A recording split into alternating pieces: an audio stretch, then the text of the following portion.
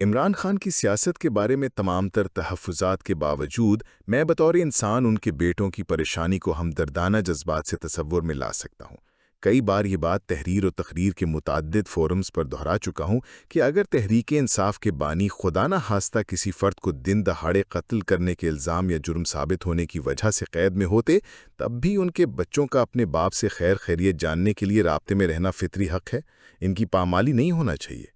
عمران خان کی بہن علیمہ خانم منر یہ دعویٰ کرتی ہیں کہ عدالتی احکامات کے باوجود جیل میں بند عمران خان کو اپنے بچوں کے ساتھ ٹیلی فون پر رابطے کی سہولت فراہم نہیں کی جا رہی۔ علیمہ بی بی کو بھی عموماً اپنے بھائی سے ملاقات کرنے نہیں دی جا رہی۔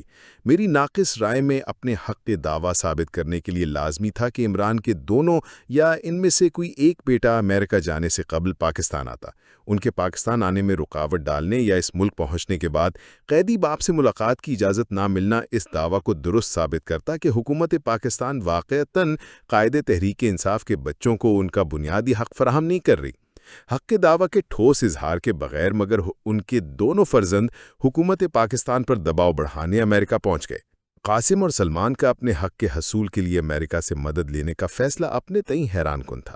اپریل 2022 میں تحریک عدم اعتماد کی بدولت پاکستان کی وزارت عظمیٰ کا منصب کھو دینے کے بعد تحریک انصاف کے بانی مسلسل یہ دعویٰ کرتے رہے کہ ان کی حکومت بائیڈن حکومت کی رچائی رجیم چینج کی سازش کا شکار ہوئی۔ سیاست میں داخل ہونے کے چند سال بعد وہ امریکہ کے پاکستان اور افغانستان پر ڈرون حملے کے سخت مخالف رہے۔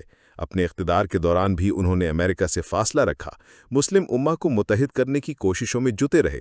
2022 کا برس شروع ہوتے ہی روس کے ساتھ تعلقات بہتر بنانے کا فیصلہ بھی کر لیا، وہاں سے رعایتی نرخوں پر تیل اور گیس خریدنے کی راہ تلاش کرتے رہے۔ اسی باعث یوکرین پر حملے سے عین ایک دن قبل وہ روسی صدر پوٹن سے ملنے ماسکو پہنچ گئے۔ ان کا دورہ روس بقول عمران خان بائیڈن انتظامیہ کو ناپسند آیا۔ اپنی خفگی کا اظہار اس نے واشنگٹن میں تعینات پاکستانی سفیر سے اپنی وزارت خارجہ کے ذریعے کیا۔ پاکستانی سفیر نے مذکورہ یا مبینہ خفگی کو ایک سائفر کی صورت اسلام آباد کے لیے بیان کر دیا۔ پاک روس کی ممکنہ قربت کی وجہ سے عمران حکومت ہٹائے جانے کی داستان بانی تحریک انصاف نے پاکستان کے تقریباً ہر شہر میں جا کر سنائی۔ قومی سلامتی کے قمر جاوید باجوہ جیسے نگہبانوں کو یہ داستان سناتے ہوئے وہ حقارت سے میر جعفر پکارتے رہے۔ ان کے بیانات نے سادہ لوح پاکستانیوں کی اکثریت کو اس گمان میں مبتلا کر دیا کہ بالآخر ایک طویل عرصے کے بعد ان کے خطے سے دنیا کی واحد سپر طاقت کہلاتے ملک کو ایبسلیوٹلی ناٹ کہنے والا نڈر رہنما مل گیا ہے۔ جس ملک کی مزاحمت کے نام پر وہ ہیرو بنے، اسی ملک سے بچوں سے ملاقات کے لیے دباؤ کی تمنا مذکورہ بالا تناظر میں حیران کن تھی۔ عاشقان عمران مگر اپنے دفاع میں یہ کہہ سکتے ہیں کہ عمران خان کا جھگڑا بائیڈن انتظامیہ سے تھا۔ ٹرمپ سے وہ اس کے سابقہ دور صدارت میں وائٹ ہاؤس جا کر ملاقات کر چکے تھے۔ پاکستان کے وزیر اعظم سے ملاقات کے دوران ٹرمپ عمران خان کی شخصیت سے بہت متاثر نظر آئے۔ ان کا دل جیتنے کے لیے یہ پیشکش بھی کر دی کہ وہ بھارت کے ساتھ مسئلہ کشمیر کے حل ڈھونڈنے کے لیے ثالث کا کردار ادا کرنا چاہتے ہیں۔ قاسم اور سلمان کے دورہ امریکہ کا کلیدی مقصد اپنے والد کے دوست تک رسائی کے بعد ان سے یہ درخواست کرنا تھی کہ وہ حکومت پاکستان پر عمران خان کے ساتھ بہتر رویہ اختیار کرنے کے لیے اپنا اثر و رسوخ استعمال کریں۔ بائیڈن اور ٹرمپ انتظامیہ کے مابین فرق کی بنیاد پر تراشا یہ جواز مجھ جیسے خارجہ امور کے درینہ طالب علم بھی شاید قبول کرنے کو مجبور ہو جاتے۔ عمران خان کے بیٹوں کے امریکہ پہنچنے سے چند ہفتے قبل مگر صدر ٹرمپ نے پروٹوکول کے تمام تقاضوں کو بالائے طاق رکھتے ہوئے پاکستانی فوج کے سربراہ فیلڈ مارشل عاصم منیر کو وائٹ ہاؤس میں دوپہر کے کھانے کے لیے مدعو کر لیا۔ اس ملاقات کے حوالے سے جو طے شدہ وقت سے مزید ایک اور گھنٹے تک پھیل گئی تھی، غیر رسمی ذرائع سے بھی یہ خبر نہیں آئی کہ اس کے دوران امریکی صدر عمران خان کی قید کا ذکر کیا۔ بہت محتاط انداز میں اگرچہ دو صحافیوں نے اشارتاً عمران خان کا ذکر کا دعویٰ کیا ہے، یہ بات کھل کر اگرچہ نہیں بتائی کہ امریکی صدر عمران خان کی قید کے بارے میں متفکر تھے یا نہیں۔ ایک دعویٰ یہ بھی ہے کہ ٹرمپ کے بجائے وائٹ ہاؤس میں ہوئے کھانے کے دوران عمران خان کا ذکر ڈونلڈ ٹرمپ نے نہیں بلکہ ایک پاکستانی مہمان نے کیا تھا۔ بہرحال میری دانست میں نہایت سوچ سمجھ کر بنائی حکمت عملی کے بغیر عمران خان کے دونوں فرزند گزشتہ ہفتے امریکہ پہنچ گئے۔ یوں محسوس ہوتا ہے کہ وہاں انہوں نے امریکی دارالحکومت کے بجائے زیادہ وقت کیلیفورنیا راج میں صرف کیا۔ تقریباً 7 ارکان کانگریس سے ملاقات کی، جن میں سے 4 کا تعلق ڈیموکریٹک پارٹی سے تھا۔ ریپبلکن پارٹی سے تعلق رکھنے والے 3 ارکان سے بھی ملے۔ یہ تینوں ان دنوں ایکس کہلاتے ٹویٹر پر عمران خان کی رہائی کا مطالبہ کرتے رہے ہیں۔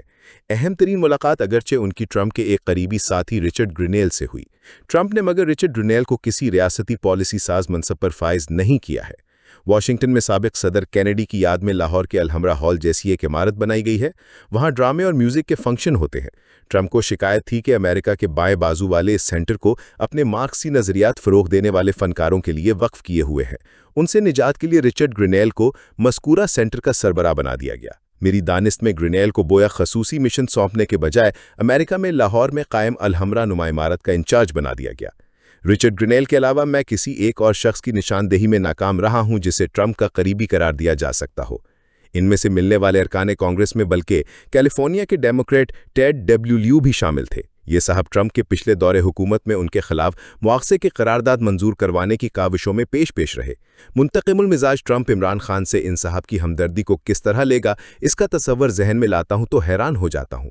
قاسم اور سلمان سے ملاقات کرنے والوں میں سینیٹر ایلیکس پڈیلا بھی شامل تھے۔ 12 جون کو انہیں ریاست کیلیفورنیا کے مشہور شہر لاس اینجلس سے ہتھکڑی لگا کر اس پریس کانفرنس سے باہر نکال کر سڑک پر پھینک دیا گیا، جس سے امریکہ کی ہوم لینڈ سیکیورٹی کی سیکرٹری کرسٹی نوم خطاب کر رہی تھیں۔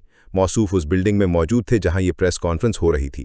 اپنی مصروفیات چھوڑ کر ہوم لینڈ سیکیورٹی کی انچارج سے ٹرمپ انتظامیہ کی جانب سے غیر قانونی تارکین وطن کے خلاف اٹھائے گئے غیر نسلی اقدامات کے حوالے سے تلخ سوالات پوچھنا شروع کر دیے۔ خفیہ اداروں کے اہلکاروں اور FBI کے ایجنٹوں نے یہ جاننے کے باوجود کہ سوال اٹھانے والا شخص امریکی سینٹ کا رکن ہے، اسے دھکا دے کر زمین پر پٹخ دیا۔ زمین پر لیٹے سینیٹر کو ہتھکڑی لگائی اور عمارت سے باہر نکال کر سڑک پر شور مچانے کو چھوڑ دیا۔ میں کم عقل یہ سمجھنے میں قاصر ہوں کہ اپنے ساتھ ہوئے ذلت آمیز سلوک کے بعد سینیٹر ایلیکس پڈیلا عمران خان کی رہائی کے لیے کیسے مددگار ثابت ہو سکتے ہیں۔ مختصر الفاظ میں عمران خان کے بیٹوں سے ہمدردی کے اظہار کے باوجود یہ کہنے کو مجبور ہوں کہ ان کا دورہ امریکہ رائے گاہ کا سفر تھا۔ اس سفر پر اکسانے والوں نے بلکہ عمران خان کو ایک ٹرمپ کارڈ کھیلنے کے موقع کو قبل از وقت ضائع کر دیا ہے۔